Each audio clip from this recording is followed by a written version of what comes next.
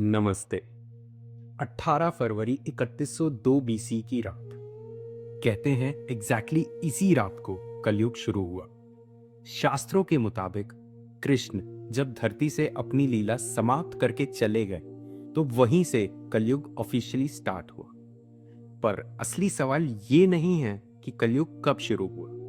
असली सवाल ये है, कलयुग आपको कहाँ दिख रहा है?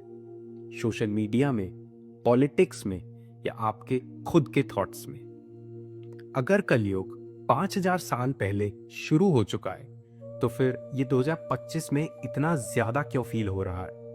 और अगर आज ये हाल है तो आगे क्या होगा? और एक अचंभित करने वाली बात, शास्त्र कहते हैं कलयुग सबसे बुरा युग है, लेकिन सबसे आसान युग भी है। इस वीडियो में आप और मैं कलयुग के एविडेंस, स्क्रिप्चर्स, स्टोरीज और साइकोलॉजी को डिकोड करने जा रहे हैं। क्योंकि शास्त्रों के मुताबिक कलयुग सिर्फ पाप का युग नहीं है, कलयुग एक साइकोलॉजिकल मिरर है। तो चलिए शुरू करते हैं।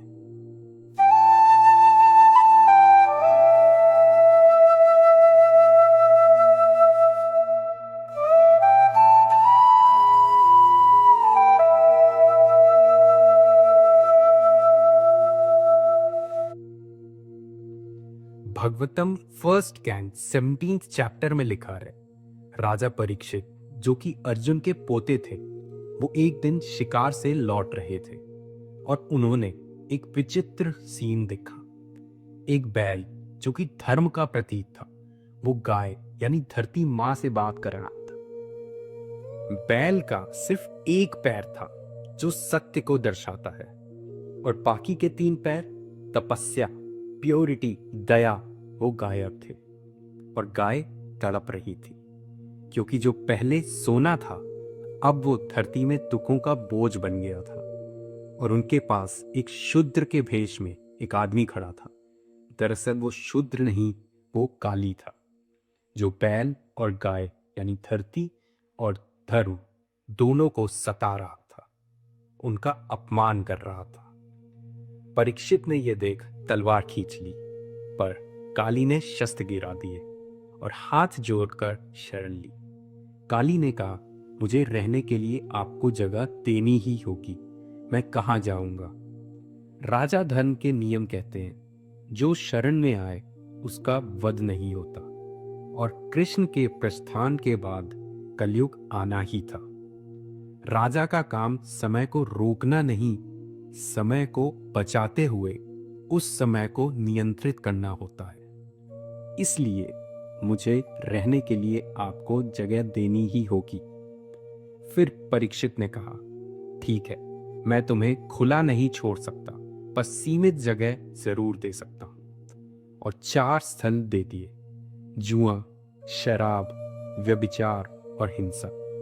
काली ने जिद की, मैं इन 4 में टिक नहीं सकता। तब परीक्षित ने 5वां स्थल दे दिया, गोल्ड यानी धन की लालच और तुलना का क्षेत्र। सोचिए, आज की consumer economy, influencer culture, comparison mindset, ये कितना रिवॉल्व करता है इन 5 ऑपरेटिव जोन्स के आसपास। पुराण्स इससे बचने का एक शॉकिंग ट्विस्ट बताते हैं। ये ट्विस्ट इतना पावरफुल है कि इससे समझने के बाद आपका पूरा पर्सपेक्टिव शिफ्ट हो जाएगा। भागवतम 3rd चैप्टर वर्स 51 के मुताबिक इस युग में केवल हरि नाम संकीर्तन सबसे पावरफुल उपाय है। ये समझिए, सतयुग में मुक्ति के लिए क्या चाहिए था? लाखों सालों की तपस्या, हिमालय में एकांत, सेंसेस को फुल्ली शट करना। त्रेता युग में बड़े बड़े यज्ञ, सालों की रिचुअल तैयारियां। द्वापर युग में मंदिर निर्माण, मूर्ति स्थापना की प्रक्रियाएं। और कलयुग में नाम, बस नाम, एक शब्द, एक आवाज, एक वाइब्रेशन। ये कॉन्ट्रडिक्शन है। जितना करप्ट युग उतना सिंपल सॉल्यूशन, जितना टफ एरा उतना एक्सेसिबल पाथ, जितना पॉल्यूटेड एनवायरनमेंट उतनी डेमोक्रेटिक मुक्ति। सोचिए इसका क्या मतलब है। इसका मतलब ये है कि कलयुग में पैदा होना श्राप नहीं, वरदान है। क्योंकि इस युग में आपको केव्स नहीं चाहिए, आपको गुरु के पास 20 साल नहीं रहना, आपको शस्त्र याद नहीं करने, आपको सोसाइटी छोड़कर गायब नहीं होना, आपको बस रूट पर ट्रेवल करते हुए, मेट्रो में खड़े होकर, ऑफिस के लंच ब्रेक में उस फ्रीक्वेंसी को एक्सेस करना है जो सतयुग के तपस्वियों को 1 लाख साल पार मिलती थी। ये सिर्फ शस्त्र का हीरा नहीं, ये कलयुग का चीट कोड है। और साइकोलॉजी भी इसी को वैलिडेट करती है। न्यूरोसाइंस कहती है रिपीटेड साउंड, मंत्र या नाम एमिगडेला को काम करते हैं। कलेक्टिव वाइब्रेशन ऑक्सीटोसिन रिलीज करते हैं। कंसिस्टेंसी के साथ किए गए सिंपल प्रैक्टिसेस कॉम्प्लिकेटेड प्रैक्टिसेस से ज्यादा इफेक्टिव होते हैं। ज्यादातर लोग कलयुग को सिर्फ अंधेरे का युग समझते हैं, पर शास्त्र कहते हैं कलयुग सबसे दानशील युग है, क्योंकि इस युग में मेहनत और फल का अनुपात उल्टा हो गया है। मिनिमम इनपुट में मैक्सिमम आउटपुट। अब एक सवाल बनता है, अगर कलयुग 5000 साल पहले शुरू हुआ तो अभी इतना ज्यादा क्यों फील हो रहा है? इसका जवाब भी साइकोलॉजी देता है। साइंस के मुताबिक ह्यूमन ब्रेन में नेगेटिविटी बायस होता है, यानी हम नेगेटिव चीजों को पॉजिटिव चीजों से 5 गुना ज्यादा एब्जॉर्व करते हैं। इसके अलावा लोगों को हमेशा लगता है पहले जमाने में इंसान ज्यादा अच्छे थे। इसको इल्यूजन ऑफ मॉरल डिक्लाइन कहते हैं। और सोशल मीडिया, वो तो नेगेटिविटी बायस का एम्पलीफायर बन गया है। इसीलिए आजकल कलयुग तेजी पर दिखता है। प्रॉब्लम कलयुग की नहीं, प्रॉब्लम है डिलीवरी मैकेनिज्म की। 24 घंटे स्क्रीन सर्कुलेशन, लगातार कंपैरिजन, लगातार अटेंशन सीके। इसीलिए आज लोग कलयुग को पूरी तरीके से एक्सपीरियंस करते हैं, क्योंकि आज सबसे बुरा समय नहीं है, आज सबसे तेज ब्रॉडकास्ट वाला समय है। महाभारत के युद्ध के बाद कृष्ण पांडवों के मानसिक भाव को टेस्ट कर रहे थे कि अब आगे मानव धर्म किस डायरेक्शन में शिफ्ट होगा। और इसके लिए कृष्ण ने एक दिन 4 तीर 4 दिशाओं में चलाए, और 4 पांडव युधिष्ठिर नहीं थे, पर अर्जुन, भीम, नकुल और सहदेव। इनसे कहा, जाइए हर तीर ढूंढ कर लाइए और मुझे बताइए आपने क्या देखा। पांडव 4 डायरेक्शंस में गए। पहला दृश्य, अर्जुन ने एक कोयल देखी, बहुत मीठी आवाज में गा रही थी। गाना इतना कोमल जैसे शुद्ध प्रेम। पर ध्यान से देखा, वो गाना गाते गाते दूसरी बर्ड्स के बच्चों को खा रही थी। बाहर स्वीटनेस, अंदर शिकार मेंटालिटी। दूसरा दृश्य, भीम ने 5 कुएं देखे। 4 कुएं पानी से भरकर बह रहे थे, 5वां कुआं बिल्कुल सूखा। बाकी 4 कुओं के पास ज्यादा था, पर उन्होंने एक बूंद भी शेयर नहीं की। अबंडेंस के बीच भी शेयरिंग का ना होना। तीसरा दृश्य, नकुल ने एक गाय और बछड़ा देखा। पहले गाय प्यार से अपने बछड़े को चाट रही थी, साफ करने के लिए। वो इतना ज्यादा करने लगी कि बछड़े की त्वचा को नुकसान पहुंचने लगा। इंटेंट प्यार का था, पर ओवरडोज से चोट हो गई। चौथा दृश्य, सहदेव ने 4 मटके देखे। ऊपर से परफेक्टली सील्ड, बिल्कुल ठीक, पर नीचे से चुप चुप कर बहते हुए लीक कर रहे थे। ऊपर परफेक्शन का भ्रम, अंदर से धीरे धीरे खोखलापन। पांडव वापस आए। कृष्ण ने सब सुना और कृष्ण ने कहा, ये 4 दृश्य भविष्य की मानवता के 4 टूटने वाले हिस्सों को दिखाते हैं। आज हम स्क्रीन पर मीठापन दिखाते हैं, पर अंदर कंपटीशन चलता है। आज दुनिया में भरपूर रिसोर्सेज है, पर लोग शेयर नहीं करते। आज पेरेंट्स प्यार के नाम पर ओवर कंट्रोल कर देते हैं और बच्चे कंफ्यूज हो जाते हैं। और आज ऊपर से परफेक्ट दिखने वाले नीचे अंदर ही अंदर खोखले रहते हैं। अब एक बड़ा माइथोलॉजिकल एंगल है। काली कोई रैंडम एंटिटी नहीं है, काली का एक लीनिएज है, एंसेस्ट्री है। पुराणों के अनुसार काली का संबंध दानव वंश से है। विष्णु पुराण और भागवतम में काली को क्रोध, लोभ, ईर्ष्या जैसे गुणों के मूर्ति रूप से जोड़ा गया है।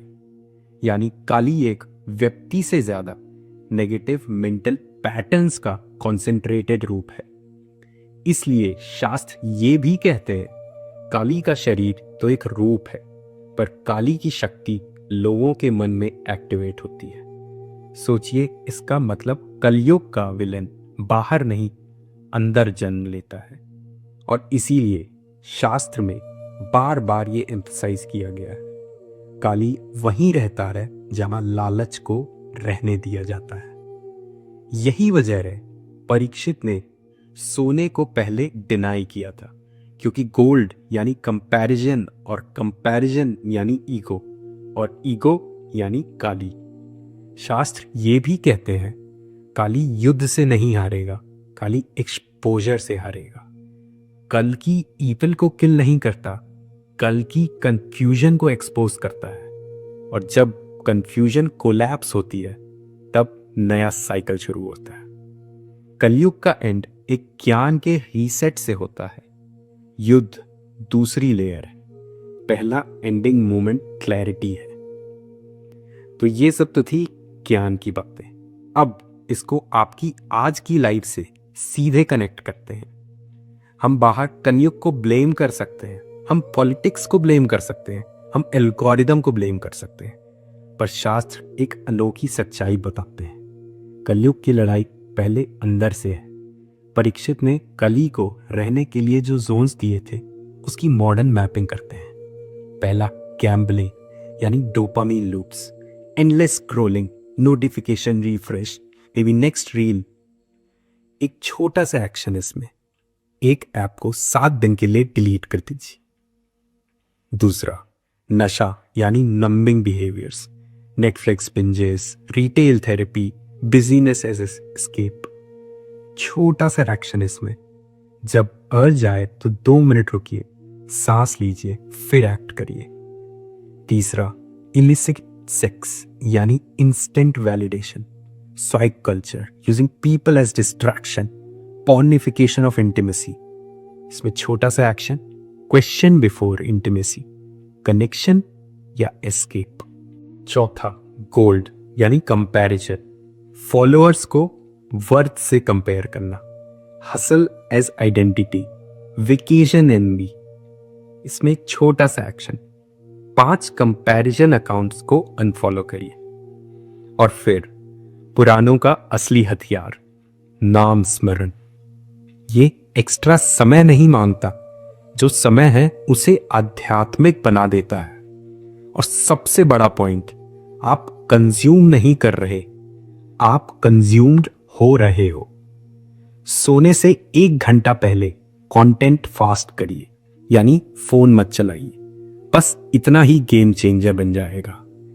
कलयुग का अंत सरकार से नहीं होगा, एल्गोरिदम से नहीं होगा। कलयुग का अंत छोटी छोटी अंदरूनी चॉइसेस से होगा। एक वक्त में एक फैसला, एक वक्त में एक सांस, एक वक्त में एक नाम। और साइकोलॉजी का नजरिया भी यही कह रहा है, कंपैरिजन कम करो, रैंडम कंजम्पशन कम करो, इरादा बढ़ाओ, असली कनेक्शन बढ़ाओ। पुराणों की भाषा और न्यूरोसाइंस की भाषा अलग स्टाइल में वही बात बोल रही है। तो एंड में चलिए इस पूरी सोच को उल्टा करके देखते हैं। मे बी कलयुग का कोलैप्स तब नहीं होगा जब वर्ड ट्रांसफॉर्म होगा, वो तब होगा जब एक एक इंसान अपने अंदर के कली को अनप्लग करेगा। शास्त्र के मुताबिक कृष्णा के डिपार्चर के बाद कलयुग स्टार्ट हुआ, पर साइकोलॉजी के मुताबिक हमारे इल्यूजन्स के डिपार्चर के बाद कलयुग एंड होगा।